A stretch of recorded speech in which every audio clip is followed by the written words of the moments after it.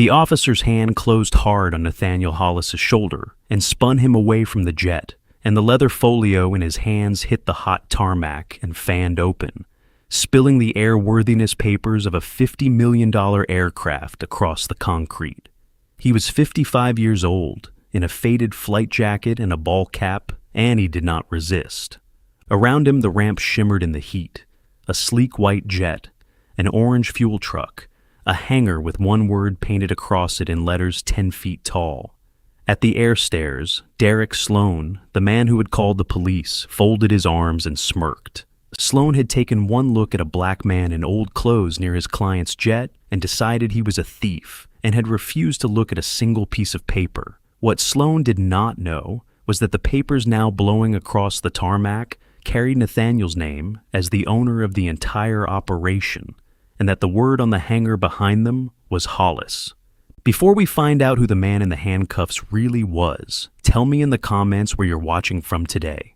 Please leave a like, subscribe to the channel, and let's dive back into the story. Nathaniel Hollis had a habit that made his executives nervous, and he had no intention of ever breaking it. Every few weeks, without warning and without an entourage, he drove out to one of his own facilities dressed like a man who fixed things for a living, and he walked the floor as a stranger. He owned Hollis Aviation Group, a charter airline, a maintenance operation, and the gleaming private terminal that bore his name. And he had built the whole of it out of a single leased hangar and a 20-year-old airplane.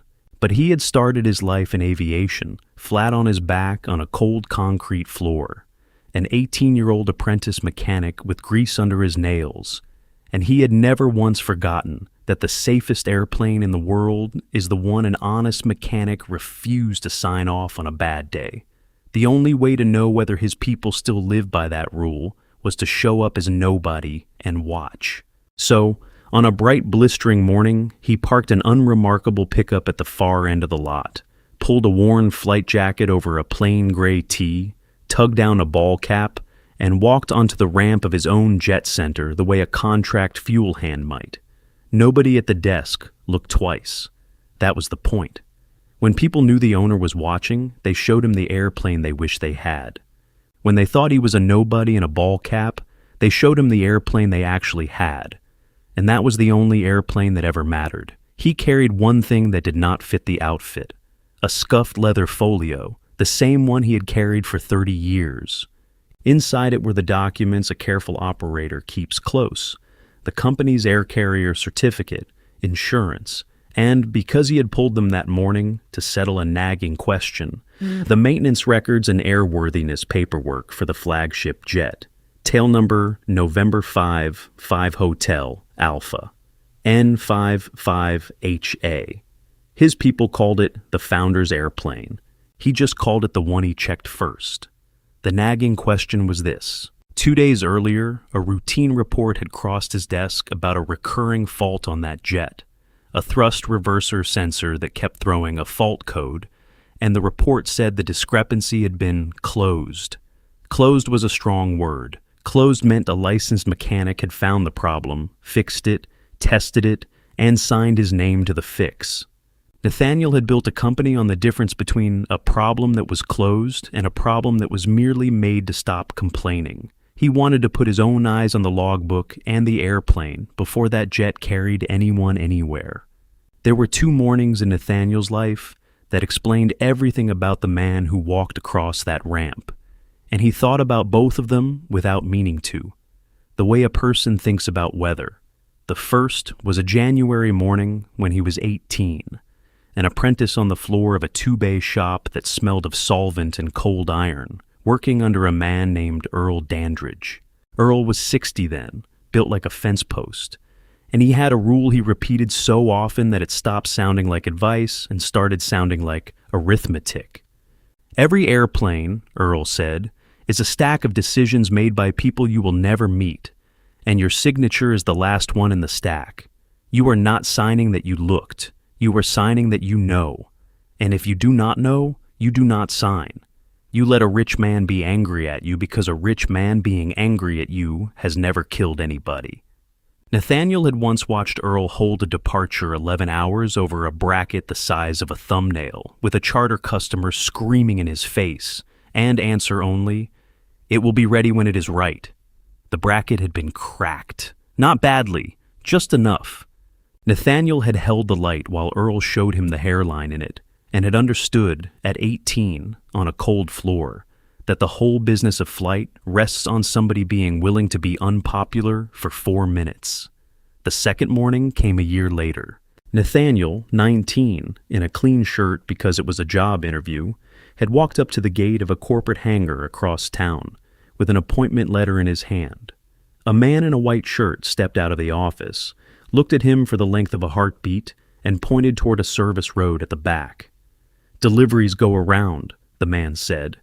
Nathaniel said he had an interview.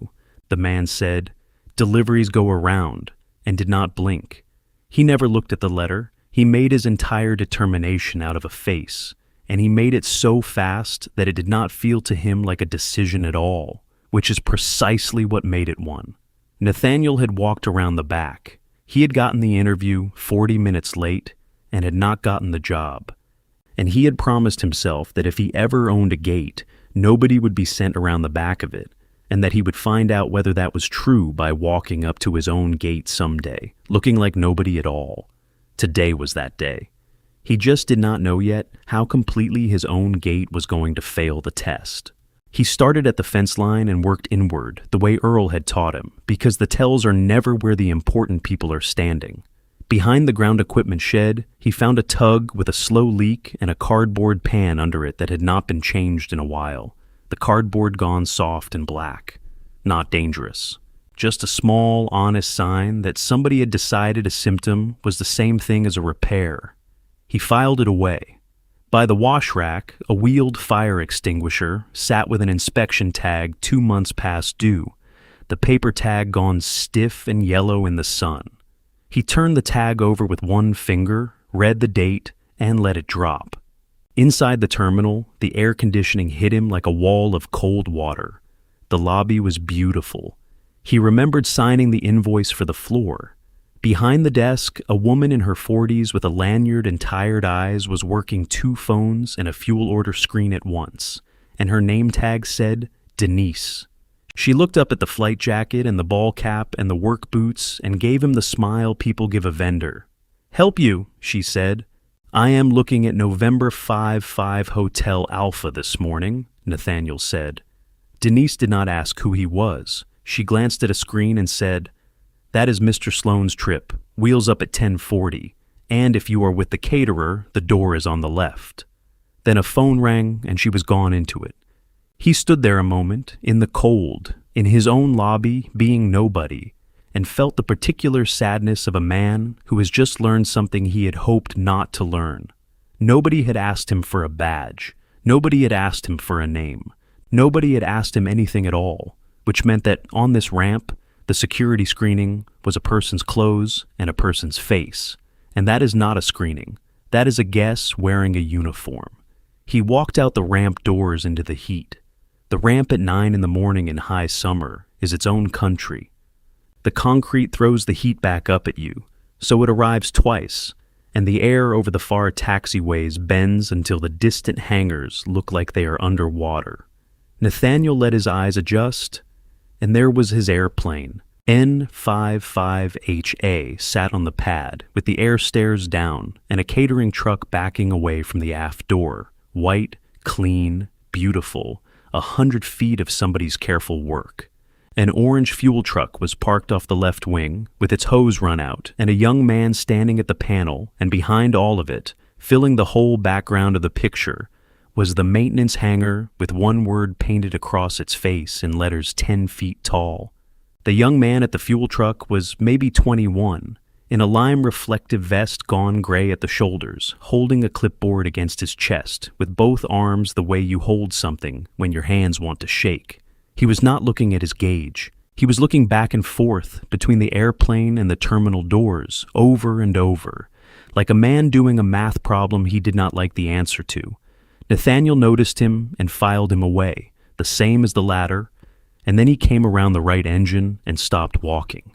There was a placard hanging off the right thrust reverser panel. A red maintenance tag, the kind that is supposed to mean a job, is open and nobody flies this airplane, dangling on a wire in the heat and turning slowly in the little wind that came off the taxiway.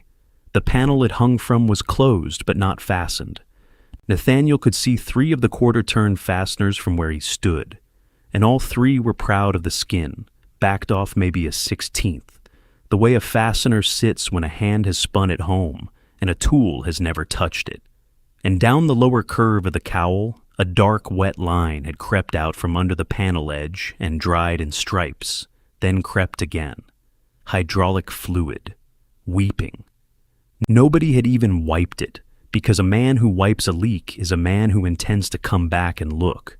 He stood very still for a second and let the old mechanic in him say what it wanted to say, which was one word, and then he opened the leather folio. The maintenance record for N55HA had one open item from 11 days ago and one entry that closed it.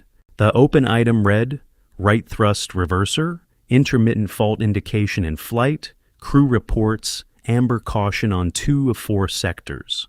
The closing entry, dated 4 days ago, read, troubleshot per manual, sensor connector inspected, fault could not be duplicated on ground test, system returned to service.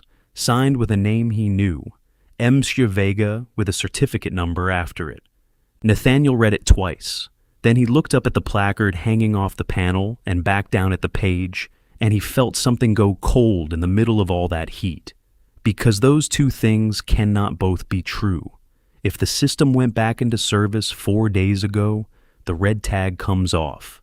That is the whole point of the tag. It is not decoration. It is a promise between the man who opened the job and the man who closed it, and it says nobody flies until I take this off with my own hand. A closing signature with the tag still hanging is not a repair. It is 2 men telling 2 different stories about the same airplane. And there was a third story, the one the airplane itself was telling, which was the fluid. You do not get weeping hydraulic fluid from a sensor connector. You get it from a seal or a line, which means the panel had been off and something behind it had been disturbed and never finished. Fault could not be duplicated, the book said. Nathaniel looked at the stripes on the cowl and thought, it duplicated itself just fine 4 days ago in front of somebody. He checked the time. The catering truck was pulling clear. 2 pilots were visible through the cockpit windows. Wheels up at 10:40. 90 minutes. A jet does not fall out of the sky because a reverser is unserviceable. But a reverser that is unserviceable and known is a line in a book and a longer landing distance and a crew who plans for it. A reverser that is unserviceable and hidden is a surprise arriving at 130 knots on a wet runway with 9 people in the back, and the surprise is the part that kills you. In this business, nobody dies from the thing that is broken. They die from the thing everybody agreed was fixed.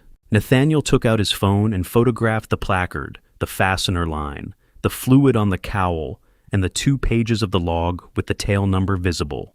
He had spent 36 years learning that the hour after you find a problem is the hour in which the problem quietly stops existing, and the only defense against that is a picture with a timestamp. Then he heard boots on the concrete, and the young man in the vest was standing 8 feet away, clipboard still crushed to his chest. You maintenance? The kid asked. His voice came out too fast. I have been, Nathaniel said. The kid looked at the phone in his hand and at the placard, and something moved across his face that Nathaniel recognized instantly, because he had felt it himself at 19 on a service road at the back of somebody's hangar. It was hope with a fence around it. That tag's been on there since the 11th, the kid said. Then he stopped. He looked at the terminal doors. He shut his mouth so hard Nathaniel heard his teeth. What is your name? Nathaniel asked. Trey, he said. Dawson, line service. And then, so quietly it barely made it across the 8 feet. I'm not supposed to talk about the tag. Nathaniel had run companies for a long time. He knew the difference between a young man who did not know anything and a young man who had been taught by somebody that knowing something was dangerous. Trey, he said, who told you that? And behind him, the glass doors of the terminal slid open, and a man in a crisp company polo stepped out into the heat, saw a shabby stranger in a ballcap standing at the open reverser panel of his most important airplane with the logbook in his hands, and felt his whole morning tilt toward disaster. Derek Sloan was 46, and he had a talent. He could walk into a room full of money and know within 4 seconds who in it mattered. He had built a career on that 4 seconds. What Sloan had never once considered was that a skill which sorts people that fast is not perception. It is prejudice with good posture, and it is wrong all the time. And the only reason it feels reliable is that nobody ever comes back to tell you about the rooms you got wrong. He crossed the ramp fast, lanyard swinging, and did the 4 seconds on Nathaniel Hollis. Old flight jacket, ball cap, work boots, brown skin, no badge, no truck, no clipboard, holding a book that did not belong to him. Thief. Something to be removed before the client's car came through the gate at 10:15. Sir, put that down and step away from the aircraft. Nathaniel closed the folio without hurrying. Good morning, he said. Are you the manager here? I'm the general manager, and you're on a secure ramp without an escort. Who let you out here? Nobody stopped me, Nathaniel said. That is the first thing I would fix. He said it mildly as a piece of information, and Sloan heard it as insolence, which is how a certain kind of man hears everything that is true. Give me the book. I will, Nathaniel said. I want to ask you 3 questions first. Sloan's hand stayed out. Behind him, the ground power unit droned. Trey Dawson had gone completely still by the fuel truck, close enough to hear, far enough to pretend he could not. 1, Nathaniel said. There is an open maintenance tag hanging on that reverser panel. The book says the item was closed 4 days ago. Which one is correct? Something happened in Sloan's face. It was very fast, and it was not confusion. Nathaniel had spent his life around engines, and he knew the sound of a thing that has been running hot for a while, and this was that sound in a human being. Sloan knew about the tag. 2, Nathaniel went on. The book says the fault could not be duplicated on a ground test. Who ran the test, and can I see the printout? You're going to want to stop talking. 3, there is hydraulic fluid weeping down that cowl. The closing entry says a sensor connector was inspected. Connectors do not weep. What came apart behind that panel? For a moment, nobody said anything, and in that moment, there was a version of this morning where everything went differently. Sloan could have said, I don't know, 4 words. He could have said, let me get the mechanic on the phone. The airplane would have been late, the client annoyed, and Sloan would have kept his career. But Sloan had made the decision that mattered 3 weeks earlier, in an office with the door closed, and every choice after that was just the bill arriving. He had promised a broker a 10:40 departure. He had a bonus written against on-time performance and a client who moved $400,000 a year through this building. And now, a black man in a ball cap was standing on his ramp saying out loud, in front of a line tech, the exact sentence Sloan had spent 3 weeks making sure nobody said. So, he did what frightened men do. He changed the subject to the person. You know what? I don't have to explain my operation to you. His voice climbed and got a shine on it, the performing voice, the one aimed past Nathaniel at anyone who might be watching. You're not maintenance. You're not crew. You've got no badge, no vest, no vehicle, and you're standing at my aircraft, taking photographs of my aircraft with my logbook in your hands. You want to tell me how that looks? It looks, Nathaniel said, like a man reading a logbook. It looks like theft. Then call somebody who can check, Nathaniel said. I would like that. I would like it very much. But before anybody checks anything, I am asking you, as one person to another, to delay that departure by 2 hours and put a mechanic on that panel. 2 hours. I will stand right here the whole time. If I am wrong, you can throw me off this ramp yourself, and I will not say a word about it. And here is the part that people find hardest to believe, and it is the truest part of the whole story. Sloan did not consider it, not for 1 second, because considering it meant looking, and he already knew what looking would cost him, And the beautiful thing about deciding that the man in front of you is a trespasser is that you never have to hear what a trespasser says. That is what the label is for. The label is not an opinion about the other person. The label is a permission slip you write for yourself. "Denise!" Sloan shouted at the terminal doors. "Denise! Get out here!" Then to Nathaniel, flat and quiet, in an entirely different voice. "Put the book on the ground and walk to the gate, and this can be nothing." "I am not going to put an aircraft record on hot concrete," Nathaniel said. "It is the airplane's history. It is the only thing in this whole building that cannot be replaced." Sloan took out his phone. "Now, before we go on, let me say this. If you have ever been the person in the room who asked the reasonable question and got treated like the problem, do me a favor and hit that like button and subscribe to the channel, because this next part is going to be hard to watch. Trust me." Sloan dialed 3 numbers and turned half away, and he began to talk in the calm, clipped, useful voice of a man who knows exactly which words summon other men quickly. "Yes, this is Derek Sloan, general manager at the Jet Center on the South Field. I have an unauthorized male on the ramp at our aircraft. He's taken our aircraft logbook and he's refusing to give it back. He's been photographing the aircraft. Black male, 50s, dark jacket, and a ball cap. No, he's not an employee. I don't know what he's doing to the aircraft. That's my concern. We've got a VIP departure in 90 minutes, and I have a man out here interfering with it. Yes. Yes. Right now, please." He hung up and looked at Nathaniel with something close to satisfaction, the look of a man who has successfully outsourced a question. And Nathaniel Hollis, owner of the ramp, the hangar, the terminal, the airplane, and the certificate that made all of it legal, stood in the heat with his own logbook in his hands and understood 2 things at once. The first was that his company had a cancer in it, and he had just watched it move. The second was more complicated, and it was going to cost him the worst 40 minutes of his adult life, and he made the choice anyway. To understand what happened next, you have to understand what had already happened to Trey Dawson, because Nathaniel was not the first person to stand on that ramp and ask an inconvenient question. He was just the first one Sloan could not fire. Trey was 21, 7 months on the line. He had grown up 11 miles from that airport in a house where you could hear the departures on a still night, and he kept a laminated study card for the airframe and power plant written exam in the door pocket of his car, because he could not afford the school yet. He fueled airplanes for people who never learned his name. He was careful in the specific way people are careful when they know they will not get a second chance.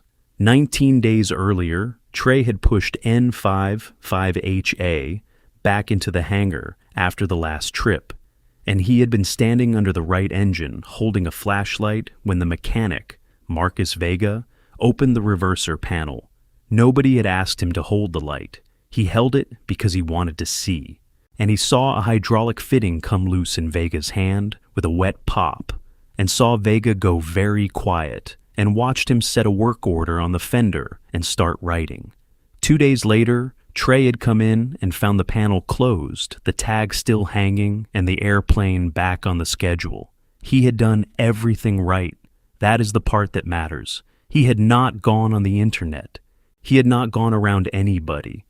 He had written it out on the company's own discrepancy form in careful block letters, the way the training video said date, tail number, observation, and he had signed it. And he had walked it up the stairs to the general manager's office and knocked on the door and handed it across the desk. Sloan had read it in about 4 seconds. Then he had done something Trey had never seen a manager do. He had laid the form face down on the desk, put his hand flat on top of it, and smiled. "Trey, let me help you with your career for a minute. Do you know what this is?" Trey had said it was a discrepancy report. "It's paper," Sloan had said. "This is a piece of paper that says a licensed mechanic with a certificate number is wrong, and it's signed by a kid who pumps gas. That's not a report. That's an accusation, and it's an accusation you're not qualified to make, and it lives forever. Now." Marcus signed it off. "That's his certificate on the line, not yours and not mine. You want to be the guy who calls a mechanic a liar in writing in month 6? Trey had said he had seen the fitting come loose. You saw a man do maintenance, Sloan had said. That's what maintenance looks like. It's messy. Then he had leaned back and let the pause do its work and added in a friendly voice, You're still inside your probationary period, aren't you? 90 days is standard here, but we run it longer on line service. I'd hate for a thing like this to be the first item in a file that's still pretty thin. He had not threatened him. That is what Trey would say later, sitting in a conference room with a lawyer and an investigator. And it was the most damning sentence in the whole record. He never actually said it. He just put the file and the paper in the same sentence and let me do the rest myself. Trey had gone back down the stairs. The form had never appeared in any system. He had checked twice. And for 19 days he had fueled that airplane and looked at that red tag and done the arithmetic that a person with rent does, which is, I am one person. I am 21. They will say I am mistaken. And if I am wrong out loud, I will lose the only job that has ever put me near an airplane. And Marcus Vega had done his own arithmetic in his own truck in the parking lot. And here is the ugly truth about that. Because Vega was not a monster either. He was 51, a contract mechanic, paid by the hour by a shop that had 2 customers. And Sloan had stood in the hangar door and told him that the part was on a 4-day order, that the trip was a make or break, that everyone knew the fault was intermittent anyway, and that the shop's whole contract came up for renewal in the fall. Vega had put a plug in the line and buttoned the panel and written the softest true-sounding sentence he could construct. Fault could not be duplicated on ground test. Every word of it technically defensible. All of it, together, a lie. Then he had gone home and not slept well for 4 days, which is the going rate. That is what a system failure actually looks like. It is not a villain in a room twirling something. It is 4 or 5 ordinary people, each of whom has one thing to lose, arranged by one person who knows exactly what each of those things is. So when Sloan hung up the phone on that ramp, Trey Dawson was standing 8 feet away, watching a stranger get punished for saying the sentence Trey had already been punished for, and the fence around the hope in his chest was starting to come apart.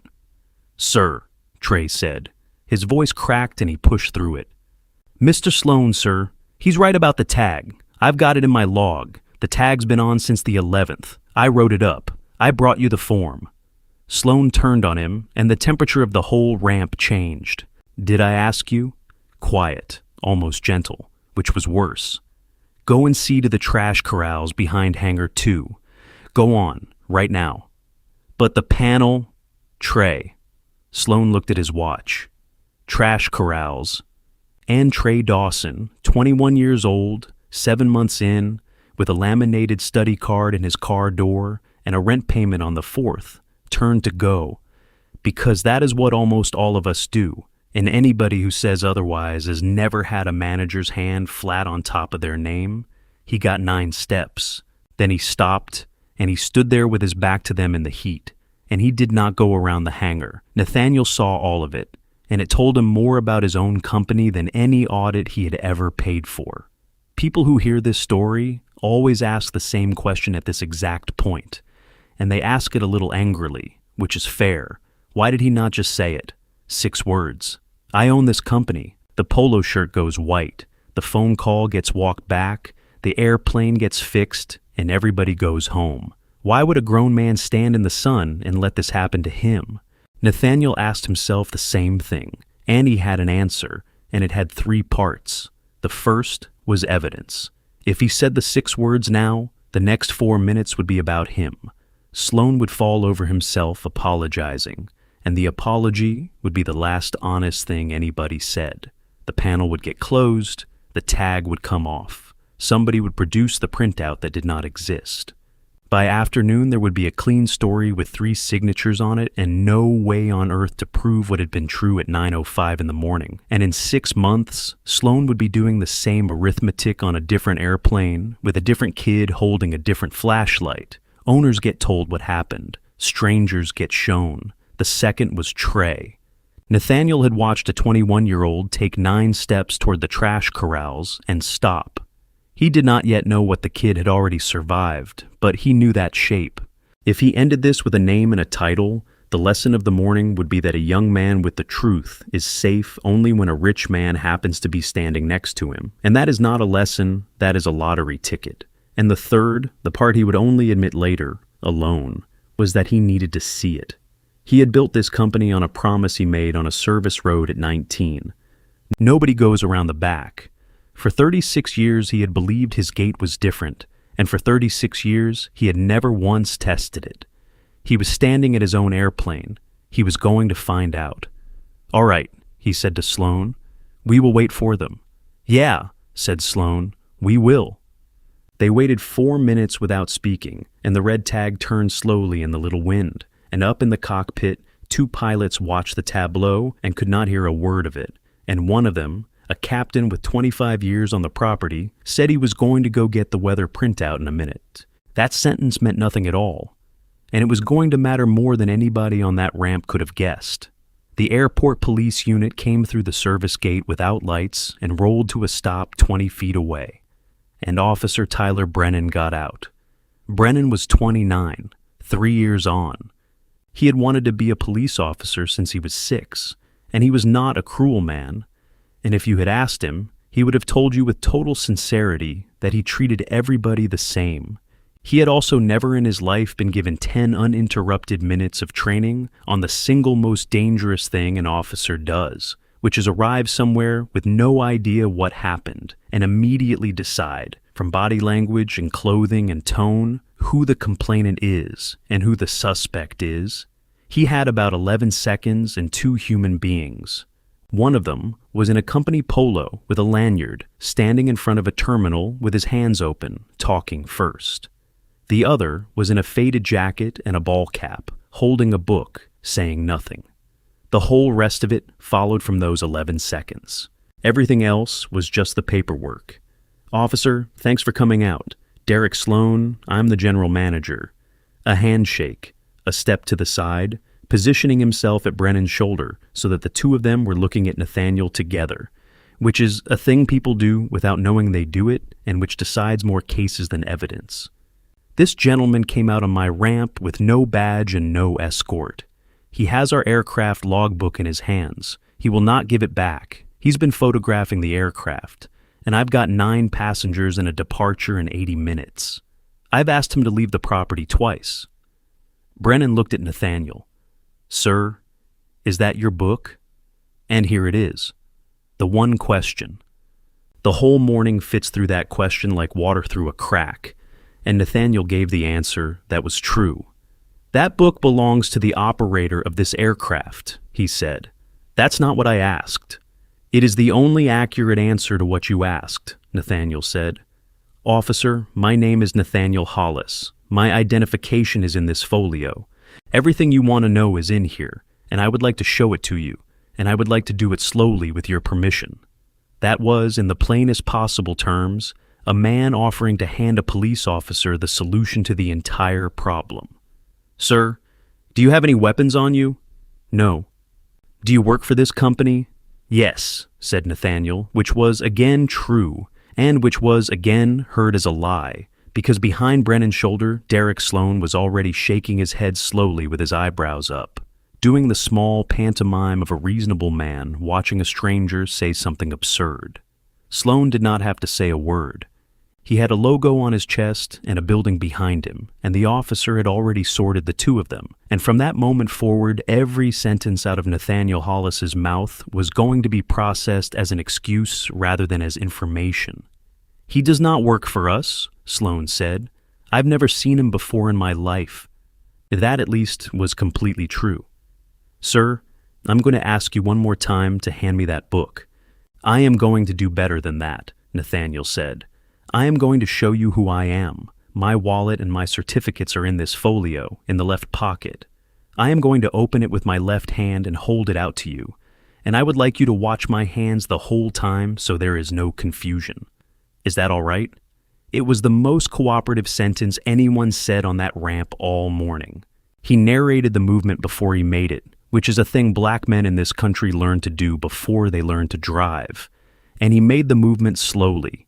And he made it into his own property in front of a man who had told him twice that his property was not his. He tucked the logbook under his left arm and brought his right hand across to the folio flap. Hands! Hands where I can see them! I want to be fair to Officer Brennan, so here is his version. A manager had told him this man was an intruder who had stolen something. He had asked for the item twice and not received it. He saw a hand go into a bag. In the language he was trained in, that is a furtive movement, and furtive movement is the phrase that turns a mistake into a policy. Here's the other version. A man had just told him, out loud, in advance, exactly what his hand was going to do and why, and Brennan did not listen, for exactly the same reason Sloan did not look at the tag, and Vega did not order the part, and Denise did not ask for a badge. 4 separate times that morning, it was easier to trust a label than to check a fact. That is the entire story. Everything else is scenery. Brennan closed the distance. He took Nathaniel's right wrist and turned him toward the airplane, and the folio went out of his hands.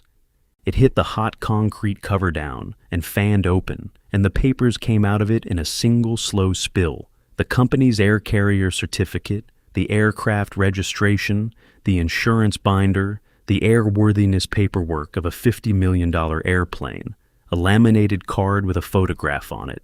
The wind coming off the taxiway took the top 2 sheets and skated them along the concrete under the belly of the orange fuel truck, and there they stopped, face down against a tire, 12 feet from a police officer who was at that moment putting handcuffs on the man whose name was printed at the top of both of them. The logbook fell open on its spine beside the folio, the red-tagged panel 11 feet above it. You're not under arrest, you're being detained. I understand, Nathaniel said. His voice did not change at all. That is what people remember most, everyone who was there. It did not change. The cuffs went on tight. Not out of malice, quite. Out of the small, performative competence of a young officer with an audience, ratcheting one more click than he needed to, because the sound of it settles the question of who is in charge. Nathaniel felt the steel find the bone on the outside of his wrists, and he did not say anything about it, because he had already decided how this hour was going to go, and complaining about the cuffs was not in it. 20 minutes later, there would be red welts across both wrists that took a day and a half to fade, and a photograph of those welts would end up in an internal affairs file, and that photograph would matter. Watch your step, sir. They walked him across his own ramp. That is the part that is hard to describe to people who have not had a version of it. He was not dragged. Nobody hit him. It took 90 seconds. He walked past his own fuel truck and his own tug and the wash rack with the out-of-date extinguisher tag, through the ramp doors into the cold, beautiful lobby, with the floor he had signed the invoice for. And there were people in that lobby. A pilot for another operator, standing up slowly with his coffee. Denise behind the desk with her hand over her mouth. And by the window, Karen Ives, the charter broker, whose client's 9 passengers were due at 10:15, standing perfectly still with her phone forgotten in her hand, watching a calm man in a flight jacket walk through a private terminal like a shoplifter. And Derek Sloan walked 6 feet behind them the entire way with his hands in his pockets, and he was not smiling exactly. It was worse than smiling. He had the mild, tidy expression of a man watching a problem get filed. Out on the ramp, Trey Dawson had not gone to the trash corrals. He stood by the fuel truck with his heart going like a bird in a box, and he thought about the form face down on the desk and the hand flat on top of it, and he thought about rent, and he thought about the study card in his car door, and then he took his phone out of his vest pocket and turned it sideways and pressed record, and his hands were shaking so badly that the first 4 seconds of the most important video of his life are unusable. He got the rest. He got the red tag turning in the wind. He got the fastener line. He got the wet stripes on the cowl. He got the logbook lying open on the concrete and the 2 white sheets pinned against the fuel truck tire. And then he walked, filming, all the way to the ramp doors and got the last of it through the glass. A man in handcuffs walking and a man in a polo shirt strolling along behind him. And just before the doors closed, Nathaniel turned his head and found the kid through the glass and looked straight into that camera for about a second and a half and gave one small nod. Trey said later that he did not know what the nod meant. He just knew it meant keep going. So, he kept going. Hey, quick thing. If you've ever been the one holding the phone, wondering whether it's worth your job to press record, tell me about it in the comments. I really want to know. And if you want to see how this turns out, hit like and subscribe, because the next 4 minutes are why I wanted to tell you this story in the first place. Because at that exact moment, up in the cockpit of November 55, Hotel Alpha, a 60-year-old captain named Bill Hargrove was reaching for the door handle to go get a weather printout. Captain Bill Hargrove came down the air stairs with a folded sheet of paper in his hand and sunglasses pushed up on his head, 60 years old, 25 of them flying for the same man. He had been a 35-year-old regional pilot with a divorce and a bad year when a mechanic-turned-owner with one leased hangar had looked at his logbook and at him and said, "Everybody gets one bad year, be here Monday." Bill Hargrove had flown for exactly one company since.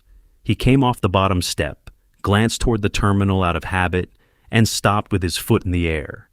He would say afterward that there was no thought at all. There was a man in handcuffs going through the glass doors of the Hollis Jet Center, and the man was Nate. "Hey!" It came out of him with 25 years behind it, loud enough to turn heads through glass.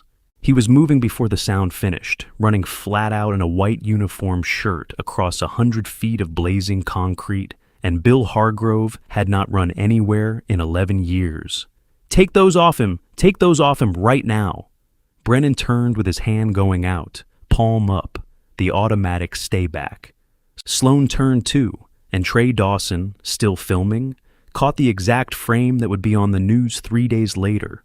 The general manager of the charter division looking at his own chief pilot sprinting across the ramp, and the moment the color left his face. "Sir, I need you to stop right there. Do you know who that is?" Hargrove was not stopping. He came up short 6 feet away, chest heaving, and pointed with the weather printout, and his voice cracked in the middle. "That's Nathaniel Hollis. That's Nate Hollis. He owns this. He owns the airplane you're standing next to. He owns the building you're standing in. That's his name on the hangar. Look at the hangar. Look at it." Everybody looked at the hangar. It was right there. It had been right there the entire time, 10 feet tall, in the background of every second of Trey's video, behind Sloan's shoulder in every single one of those 11 seconds. 6 letters. Derek Sloan had parked under that word 400 times. The 2nd Police Unit had come through the gate a minute earlier, and Sergeant Ray Delgado had already been out of it and walking because 22 years teaches you to arrive slowly and look at the ground. He had walked the long way past the fuel truck, and he had done the one thing nobody else on that ramp had done all morning. He had picked up the paper. He came around the nose of the aircraft with the leather folio in one hand, closed and squared, and 2 dusty sheets and a wallet in the other. "Tyler," he said, "come here a second." He did not make a speech. He held out the first sheet so that only Brennan could see it, and he ran his thumb along a line of it, then the second. Then he opened the wallet and looked at the license, and looked up at the man in handcuffs, and looked at the license again. "Air carrier certificate," Delgado said quietly. "Operating certificate for the charter outfit, registration for the aircraft, tail November 55, Hotel Alpha. There's a mechanic certificate in here too, airframe and power plant, current. Same name on all 4, same name as the driver's license, same name." And here he tipped his head about an inch toward the maintenance hangar, as the building. Brennan said, "He didn't tell me." "He told you," Delgado said. "I heard the tail end of it from the car. Take them off." The cuffs came off in the lobby of the Hollis Jet Center in front of 11 people. Nathaniel brought his hands around in front of him and turned them over, and there were 2 red bands across his wrists, raised and angry, the skin white at the edges. Karen Ives made a small sound. Denise, behind the desk, sat down. "Mr. Hollis," Delgado said, "I want to say this on the recording because my body camera is running and I want it in the file. I'm sorry. This was handled wrong from the beginning, and I'm going to document it that way. Thank you, Sergeant. Nathaniel worked his fingers a few times to get the blood back. Are you keeping that folio? You want it back? No, Nathaniel said. I want you to keep it. I want everything preserved. Your camera, his camera, the terminal cameras, the ramp cameras, that young man's phone out there, the dispatch recording of the call this man made, and the maintenance record on the ground under the right engine of that aircraft. All of it, from 6 o'clock this morning. Nobody deletes anything. Delgado looked at him for a second, because that is not what people ask for in the first 90 seconds after handcuffs come off. Then Nathaniel turned around. Derek Sloan was standing near the desk, with his mouth slightly open and his hands at his sides, and he had aged about a decade in 90 seconds, and he was already, visibly, beginning to construct a sentence. Mr. Hollis, I had no— Not yet, Nathaniel said. Not loudly. He was already walking toward the ramp doors, and everyone in that lobby, including 2 police officers, found themselves following him. There is an airplane out there with 9 people getting into it in 50 minutes. We are going to deal with the airplane first. Then we are going to deal with you. What happened on that ramp in the next 20 minutes was not revenge. I want to be precise about that, because people always want the next part to be revenge, and it never is. And the reason the real thing is better is that revenge ends, and this did not. Nathaniel walked to the nose of N55HA and put his hand flat on the concrete beside the fallen logbook, and picked it up and dusted it off. And then he said, to the aircraft in general, and the 15 people now standing on the ramp in particular, 4 words. This aircraft is grounded. Then he turned to Hargrove. Bill, secure the airplane. Air stairs stay down. Nobody boards. Karen, to the broker, who had come out into the heat in her linen jacket and was not saying anything at all. Your passengers are at the gate in 40 minutes, and they are not flying on this tail today. I will tell them why myself, personally, if you want me to. I would rather you heard it first.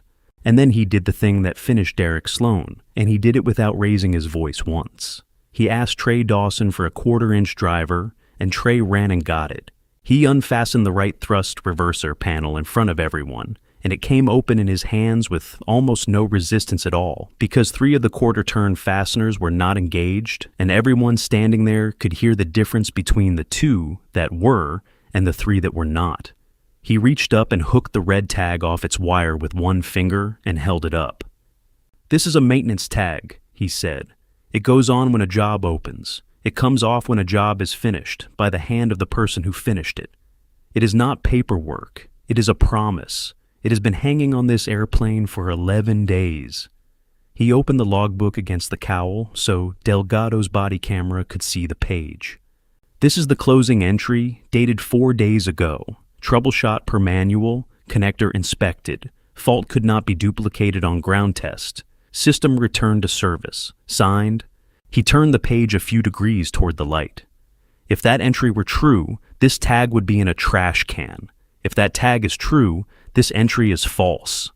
Both of them are on the same airplane at the same time, and that means somebody in my company wrote a sentence they knew was not the whole truth, and somebody else in my company knew it and made sure no paper existed about it. He reached up under the open panel and brought his fingers down, and they came away wet, and he held them up, and the hydraulic fluid caught the sun. Connectors do not weep, he said. That is a seal or a line. Something behind this panel came apart and was never replaced, and in 50 minutes this aircraft was going to take 9 people to a field with a 6,000-foot runway and rain in the forecast, on a system every one of us would have assumed was working because a book said so. He closed the panel and put the tag back on it himself. Sergeant, I would like the aircraft record and that tag entered as evidence today, and I will provide a certified copy for the operation. Bill, the aircraft does not move until an independent shop opens that entire system and writes me a report. Not our shop, an independent one. Then he looked at Sloan, and his voice did not get harder. It got quieter, which was worse. You did not do this because you hate anybody. I think you would pass a lie detector on that. You did it because a delay costs you money, and because looking at that tag would have obligated you to something, and because the cheapest way to make a question disappear is to make the person asking it disappear instead. It works on line techs. It worked on a mechanic with a contract coming up. This morning, you tried it on a man on a ramp, and it almost worked, and I want you to sit with how close it came. Sloan said, "I want to be clear that I never once—" "You are done here," Nathaniel said. "Effective now. Denise will walk you to your car. You will not touch a computer, a phone, or a file on the way out. Everything in your office is preserved as of this minute, including your email, including your text messages, including whatever you said to Marcus Vega on the 9th. And then he turned away from him. And that was the last sentence Nathaniel Hollis ever said to Derek Sloan. And it was not about Sloan at all. "Trey." The kid came forward with the driver still in his hand, and he looked like a person waiting to be fired. "You wrote it up," Nathaniel said. 19 days ago, on the company form, signed." "Yes, sir. It never went anywhere." "It went somewhere," Nathaniel said. "It went into the drawer of the man who was walking to his car. And in about 2 weeks, when the investigators ask when this company was first told about this defect, the answer is not going to be today. The answer is going to be the 12th in writing from you." He put out his hand and Trey shook it. "You were the first person in this building to do your job. Everything that happens from here starts with your piece of paper."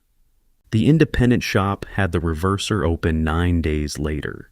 Behind the panel, they found a hydraulic line with a temporary plug in it and a seal that had never been replaced, and their report used a phrase that ended a career in one line. The described ground test could not have been performed in the configuration found. Hollis Aviation Group filed a voluntary disclosure with the regulator before anyone came asking, which cost the company a great deal, and was the only thing Nathaniel never hesitated about for a second. The audit that followed pulled every record Sloan had touched in 14 months and found 2 more discrepancies closed the same way on 2 more aircraft, both of which had flown. Nobody had been hurt. Nathaniel said afterward that he did not sleep for a week over the word both, and that luck is not a maintenance program. Marcus Vega surrendered his certificate. He also sat down with the investigators for 6 hours and told them everything, including the conversation in the hangar door on the 9th. And his testimony is the reason the file went from an airplane problem to a person problem. He is 51, and he is not a mechanic anymore. He wrote Nathaniel a letter. Nathaniel wrote back. Derek Sloan was terminated for cause and referred, and falsification of maintenance records is the kind of thing this industry does not forget, because the industry is small and the memory is long. He has not worked in aviation since. Karen Ives canceled her client's contract with the charter division that same afternoon, and then, 2 months later, signed a bigger one, and when a colleague asked her why, she said, "Because I watched what that man did with the 20 minutes after they took the handcuffs off, and I would like my people in the back of his airplanes." Officer Tyler Brennan was placed on administrative duty pending an internal affairs review. The body cam footage, the terminal cameras, Trey's video, and 2 photographs of a 55-year-old man's wrists all went into the file. Nathaniel wrote to the department, and his letter did not ask for anyone to be fired. It asked one question: what is the procedure in this agency when a detained person offers identification, and why did it not happen here? That question is now 4 hours of training that Brennan himself helped rewrite, which some people find unsatisfying, and which Nathaniel considers the only useful thing he got out of the whole morning. Trey Dawson is in his 2nd year of airframe and power plant school, paid for by the company, working the maintenance floor as an apprentice on the days he is not in class. He does not fuel airplanes anymore. He holds the light, and then, increasingly, somebody else holds it for him. The laminated study card is still in his car door. He says he is going to keep it there. And there was one more thing, and Nathaniel did it himself on a Tuesday. 6 weeks earlier, Sloan had walked an old man in a windbreaker off the ramp in front of everybody. An 80-year-old with a 30-year-old Cessna, who was, in Sloan's phrase, not our kind of client. Nathaniel found the name in the fuel records, called him, and gave him a hangar spot on the north row. The old man said he did not want charity. Nathaniel said it was not charity, it was a customer, and that he had lost him once and did not intend to do it twice. So, here is the honest part, and it is uncomfortable, and I am not going to dress it up. Nathaniel Hollis got saved by 4 coincidences. He happened to own the company. He happened to be carrying the documents. He happened to have a 21-year-old brave enough to press record, and a chief pilot happened to come down the air stairs at the 1 minute of the one day it mattered. Take away any one of those 4, and there is no video, no audit, no disclosure, no story. There is just a man who was detained on a ramp, released with an apology nobody wrote down, and an airplane that took off at 10:40 with a red tag hanging on it, and you would never have heard about any of it. Most people who get looked at the way Nathaniel got looked at that morning do not own the building. They do not have a certificate in a leather folio. Nobody comes running across the concrete shouting their name. They just go around the back, the way he did at 19, and they are late for the interview, and they do not get the job, and nothing about it is ever written down anywhere. The 2 failures on that ramp were the same failure. Nobody looked. Sloan did not look at the tag. Vega did not look behind the panel. Brennan did not look at the license. Denise did not look for a badge. Every one of them read a label instead, because the label is faster, and it is free, and it feels like knowing. And an airplane will let you get away with that for a while, and so will a person, and then one day neither of them will. So, let me ask you, have you ever been the one who asked the reasonable question and got treated like the problem for asking it? Have you ever been Trey standing there with your phone, doing the math on your rent? And be honest with yourself for a second, because I am being honest with myself. Have you ever been the one in the polo shirt who decided in 4 seconds and never checked? Tell me in the comments. I read them, and this one I really do want to hear. If this story meant something to you, please leave a like and subscribe to the channel, because this is what I do here. Every week, ordinary people, underestimated in about 4 seconds, and what happens when somebody finally looks. Thank you for spending this time with me. Take care of each other, and I'll see you in the next one.